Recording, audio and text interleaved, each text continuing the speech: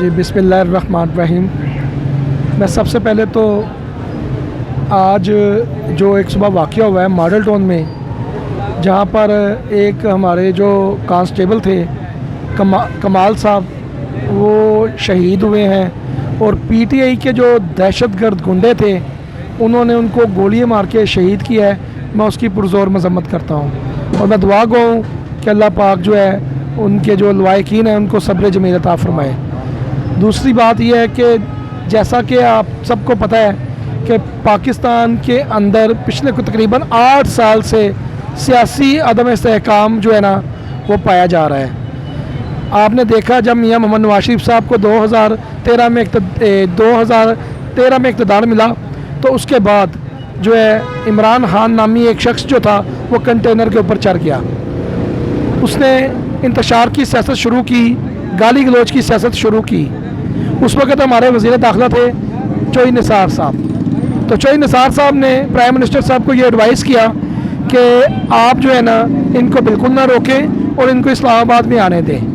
اس کے بعد جب وہ اسلام آباد میں وہ شخص آ گیا تو اس نے وہاں پر جس طرح گندگی مچائی، جس طرح گالی گلوچ اور نفرت کی سیاست کا پروان چڑھایا، جس طرح وہاں پر لوگوں کو یرغمال بنا لیا گیا، وہ بھی طریقہ ایک حصہ ہے۔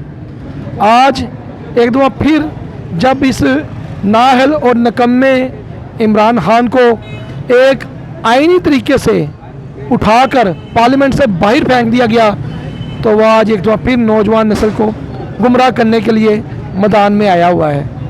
لیکن میرا خیال ہے شاید وہ بھول گیا ہے کہ اس مرتبہ وزیر داخلہ جو ہے وہ رانا ثناء اللہ صاحب ہے۔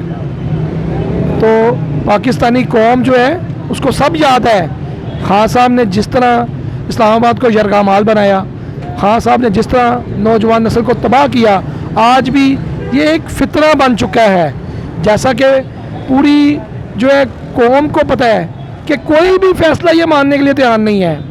اسلام آباد سپریم کورٹ اگر کوئی فیصلہ اس کے حق میں دیتی ہے تو یہ اگلے دن خوشی مناتا ہے، اس کے خلاف آتا ہے تو یہ گالیاں بکتا ہے۔ الیکشن کمیشن کے اندر جو ہے یہ 2 دن پہلے کہہ رہا تھا الیکشن کمیشن ریزائن کرے، اور اس کے بعد منحرف ارکان کا جو فیصلہ آیا تو الیکشن کمیشن ٹھیک ہو گیا۔ تو اب اس فتنے کو ختم کرنے کے لیے رانا ثناء اللہ صاحب نے جو اقدام اٹھائے ہیں، ہم ان کی پرزور تائید کرتے ہیں۔ پورا پاکستانی عوام 22 کروڑ عوام رانا صاحب آپ کے پیچھے کھڑے ہیں، اور انشاءاللہ ہمیں امید ہے کہ اس فتنے سے پاکستان کی جلد جان چھوٹ جائے گی، اور ہم چاہتے ہیں کہ رانا صاحب یہ اسلام آباد کے اندر اس فتنے کو داخل نہ ہونے دیا جائے، کیونکہ اگر یہ خدا نہ خواستہ اسلام آباد کے اندر داخل ہوتا ہے تو پھر یہ خون خرابہ چاہتا ہے۔ اور ہمیں امید ہے کہ انشاءاللہ رانا صاحب آپ ایک محب وطن پاکستانی ہیں، اور انشاءاللہ ہمیں امید ہے کہ آپ پاکستانی عوام کی توقعات پر پورا اتریں گے اور اس فتنے کو انشاءاللہ مسل دیں گے۔ پاکستان زندہ باد۔